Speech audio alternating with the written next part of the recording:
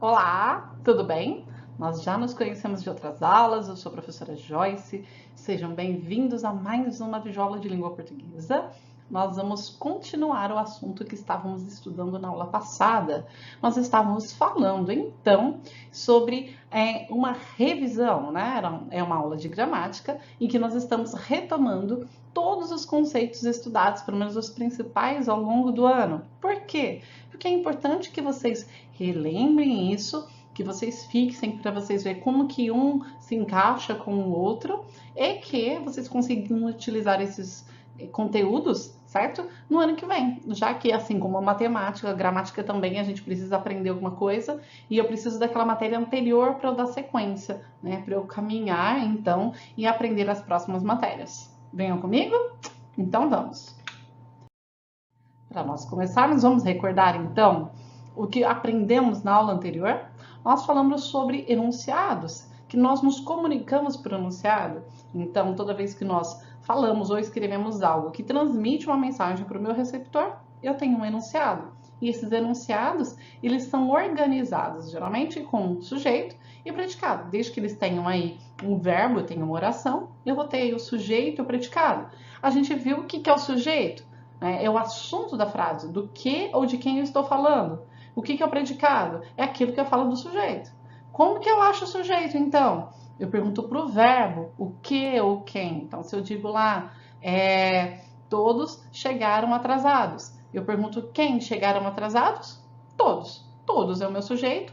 O restante da minha frase é o predicado. Então, chegaram atrasados, o meu predicado, certo? Falamos também de concordância verbal, que é a minha frase, eu preciso saber, né, usar essa concordância verbal na construção das minhas frases. Principalmente quando eu tenho aí situações de comunicação mais formais, em que eu preciso empregar as regras gramaticais. Então, saber, por exemplo, todos chegou atrasado não dá. Então, todos é plural, chegaram é plural. Eu tenho aí essa combinação do verbo com o sujeito. Isso que é a concordância verbal, que nós usamos em todas as frases que nós falamos ou escrevemos. Agora, vamos estudar então um pouquinho mais sobre os tipos de predicado? Vamos analisar os tipos de predicado? Vamos? Vocês se recordam? Lembram disso? Então, o restante eu tiro o sujeito, o resto é predicado. E como que será que eu classifico então esses tipos de predicado?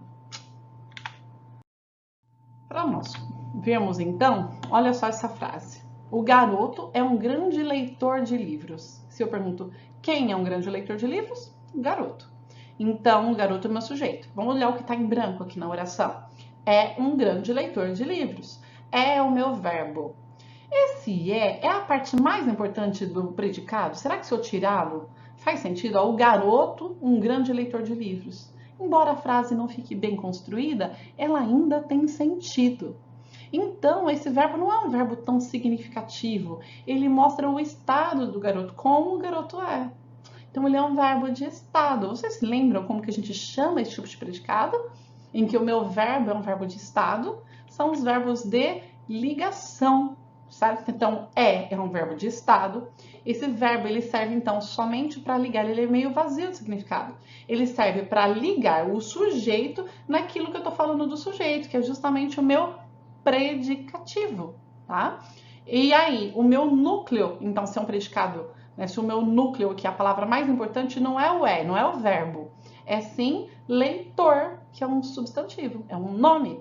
Então, se o núcleo é um nome, isso aqui é um predicado nominal. Viram o que é um predicado nominal? O núcleo é um substantivo, uma palavra de natureza substantiva. Eu tenho aí, então, um verbo que ele é de estado. Lá a gente falou dos verbos da festa PPCVV, lembra? Ser, estar, permanecer, ficar, tornar-se, andar, viver, virar. Então, são todos esses verbos que dão uma noção de estado, certo? O estado em que se encontra o sujeito. E aí, esse verbo a gente fala que é um verbo de ligação. Aquilo que eu falo sobre o sujeito é o predicativo do sujeito e esse predicativo vai ser o núcleo do predicado. Bom, e olha essa oração então. O garoto encontrou um grande leitor de livros de aventura. O garoto novamente é o sujeito, porque se eu perguntar quem encontrou, o garoto é o sujeito. tudo que está em branco, predicado. E aí, esse encontrou, olha, será que dá para eu tirar o garoto, um grande leitor de livros de aventura? Viu, leu, encontrou. Eu posso ter várias palavras aí que mudam completamente o sentido. Então, esse meu verbo é um verbo de ação, ele é um verbo significativo. E por isso ele vai ser o núcleo do predicado, tá? Se o verbo é o núcleo do predicado, eu tenho um predicado verbal. Se o nome é o núcleo do predicado, eu tenho um predicado nominal.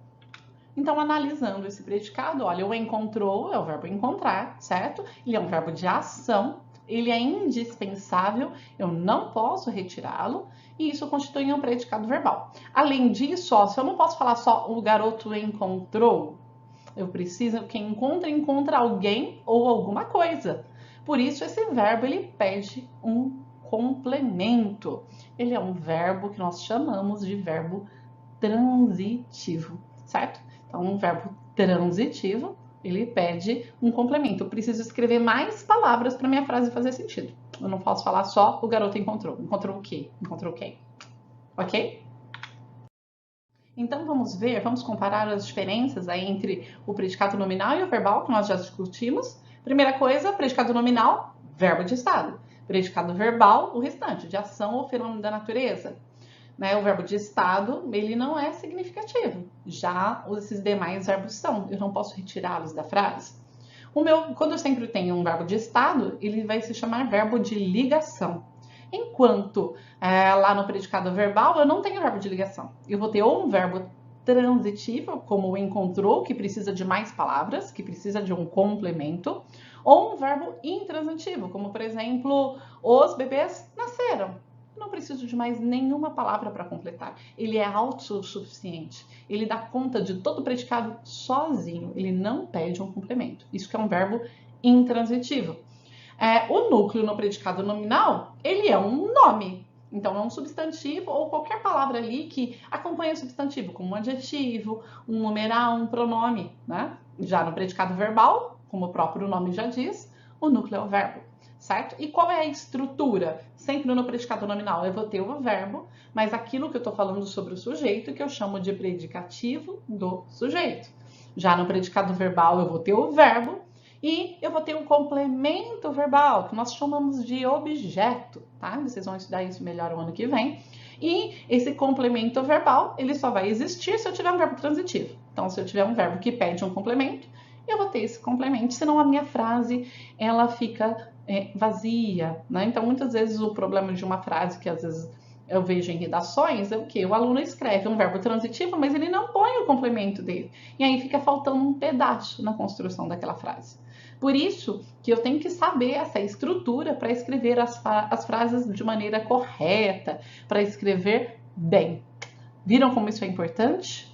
Então, aqui, de uma certa forma, nós temos aí as características entre o predicado nominal e o verbal. O ano que vem vocês vão estudar um terceiro tipo, que é o verbo nominal, que ele vai ser uma misturinha dos dois, certo?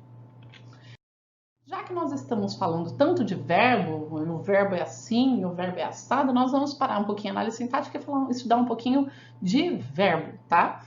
Então, olha só, conjugando o verbo Facebook. É claro que é brincadeira, não existe verbo Facebook, né?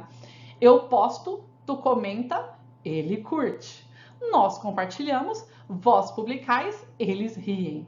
E ninguém trabalha. Então, assim, é só para brincar, ele usa todas as pessoas, eu, tu, ele, nós, vós, eles. Não tenho ninguém, né, nessa conjugação, ninguém seria a terceira pessoa do singular. Mas ele, ó, eu posto, tu comenta, todo mundo interage com o Facebook, né? Ele curte, nós compartilhamos, vós publicais, vocês postam também, todos riem, eles riem, né? E ninguém trabalha. Então as pessoas fazem uma crítica que todo mundo fica muito tempo nas redes sociais e deixa de trabalhar. Então, como que um verbo ele é formado? Se um verbo ele está conjugado, os verbos eles são como se fosse uma espécie de Lego, né, de quebra-cabeça. Um verbo ele é formado por várias partezinhas, várias pecinhas, certo? Que é o radical, vogal temática, as definências, o que nós vamos ver aqui. E é isso que vai resultar no meu verbo conjugado. Se eu troco uma das peças, eu mudo completamente o sentido, tá? Então, o que que é? Primeiro eu começo um radical, tá? Depois a vogal temática E aí as desinências. O que seria o radical? O radical, geralmente, é a parte que não muda do verbo. É ela que dá o significado daquele verbo. Então, por exemplo, o verbo amar. Qual que é o radical? É só tirar o ar. Amar, esse AM é o meu radical. Se eu troco de amar por falar, eu troco por fal, certo? Eu mudei o verbo. Toda vez que eu troco o radical, eu estou trocando qual é o verbo, tá? A vogal temática, ela vai me dizer a qual conjugação aquele verbo pertence. Eu vou inverter conjugação. O que é isso? Para facilitar a nossa vida, eu tenho 3 conjugações. São 3 modelos para eu conjugar um verbo. E se eu, por acaso, souber uma terminação de cada verbo, se eu souber conjugar um verbo da primeira conjugação, que são os que terminam em ar, um da segunda conjugação, que são os que terminam em er, e um da terceira conjugação, que são os que terminam em ir, eu vou saber conjugar praticamente todos, pelo menos todos que seguem aquele padrão, aquela regularidade. Então, se eu sei conjugar, por exemplo, o verbo falar, eu falo, tu falas, ele fala, nós falamos, vós falais, eles falam. Eu só troco o radical e eu consigo conjugar, por exemplo, o verbo chorar. Né? Eu choro, tu choras, ele chora, nós choramos, vós chorais, eles choram. Tem as mesmas terminações, eu só troco um radical pelo outro e eu conjugo qualquer verbo terminado em ar. Então, primeira conjugação são os verbos terminados em ar. Segunda conjugação, os verbos terminados em er, correr, beber, assim por diante. Terceira conjugação, os verbos terminados em ir, sorrir, partir. Então, se eu sei um, eu sei todos. Viram como é tranquilo? E aí, depois dessa vogal temática, eu vou ter as desinências. As desinências vão indicar justamente o modo, o tempo, o número e a pessoa desse verbo. Então, vamos lá. Olha, vamos olhar a estrutura desse verbo aqui, que eu vou dar como exemplo. Estudaremos, certo? Então, estudaremos vem do verbo estudar. Estudar? Certo. Então, vamos lá. Eu pego de estudar, tiro o ar, estude. Estude, então, é o meu radical. Tá? Esse A aqui é uma vogal, lembra as vogais A e U? Esse A que vem depois do radical é a minha vogal temática, mostra que ele é da primeira conjugação. Esse re, tá? De estudaremos, esse ire é uma desinência modo temporal. Ele que mostra que é o futuro do presente do indicativo, tá? Então, o modo indicativo é o futuro. Se eu tirar esse re, por exemplo, estudávamos, trocar o re pelo vá, eu mudo o tempo. Em vez de ser futuro, vai virar pretérito. Então, eu vou ter o modo, estudássemos, se eu trocar pelo se, além de trocar o tempo, eu também troco o modo, vai para o subjuntivo, que nós vamos ver já já o que ele significa. E o nos é uma desinência número pessoal, indica aí que é a primeira pessoa do plural. Então, vamos ver um pouquinho mais sobre as desinências. As desinências verbais, as primeiras que nós vimos aí são as de número e pessoa, número pessoal, tá? Então, o eu, quem que é o eu? A primeira pessoa que fala, se ele tá sozinho é eu, se é plural é nós, a pessoa que está falando com mais alguém. Quem é o tu, que é a segunda pessoa, é com quem eu falo. Então, se eu falo com uma pessoa só, tu, se eu falo com várias pessoas, plural, vós. Quem que é o ele ou ela? É a terceira pessoa de quem ou do que está falando. Então, se eu falo de uma pessoa, é ele e ela, ou se eu falo de várias pessoas, eles, elas. Entenderam? Olhem aqui essa tirinha, ó, me atrapalho toda com esses tempos verbais. Qual é o futuro do presente? Se o presente continuar, como será o futuro? E aí ele faz uma brincadeira entre o futuro do presente e aí como que vai ser o futuro, fazendo uma crítica de como está o nosso presente. Então ela faz uma brincadeira aqui. Claro que, principalmente no indicativo, eu vou ter subdivisões, mas de uma certa forma, simplificando, é bem tranquilo. Observem, então, as noções de tempo. Eu vou ter o presente, que é o agora, o momento da fala que eu estou falando. O pretérito, que é o passado, tudo que ocorreu antes do agora, do momento, né, do agora, tá? Como se fosse o ontem, ou mesmo 5 minutos atrás, já era pretérito. E o futuro é aquilo que ainda vai acontecer, né? O depois do agora. Então, é sempre em relação ao presente, ao momento que é falada aquela ação. Então, se eu tenho, eu gosto de vocês, o gosto é presente, eu gostei, é pretérito, eu gostarei, é futuro. Certo? Viram como é mais fácil? E sobre os modos verbais, eu tenho então o indicativo, o subjuntivo e o imperativo. Eu tenho esses 3 modos. O que é um modo verbal? Ele vai indicar qual a atitude em relação àquilo que eu estou falando. Como que eu me sinto em relação àquilo que eu digo. E então eu tenho lá o indicativo e o subjuntivo, eles são opostos, eles são contrários, certo? Então, se o indicativo é um modo que eu expresso uma certeza, se eu falo eu gosto de vocês, eu tenho certeza do que eu tô falando. Agora, se eu gostasse, uma dúvida, uma hipótese, eu não tenho mais certeza, né? Ele pode expressar uma dúvida, uma possibilidade, um desejo, uma previsão, né? Quando o meu time ganhar o campeonato, não é certeza, eu estou tentando prever o futuro. Então, não é certeza de que aquilo vai acontecer, ok? E quais são os modos verbais empregados? Como você seria capaz de matar alguém, né? Se ele também quisesse me matar, sim. Mas se ele fosse forçado, se ele quisesse, se as pessoas juntassem, nesses casos todos é uma hipótese. Então eu vou ter aqui o subjuntivo, uma certeza. É diferente se eu falar, eu comi arroz com feijão. Aí eu tenho certeza do que eu estou falando, é um indicativo. E olha só essa terceira imagem, né? Qual que é a intenção do Ministério da Saúde usar esses verbos? Não deixe a dengue estragar o seu verão, cubra caixas d'água, né? Então, como não deixo, cubra, são verbos que estão no modo imperativo, certo? Eles estão buscando o que? Orientar a população.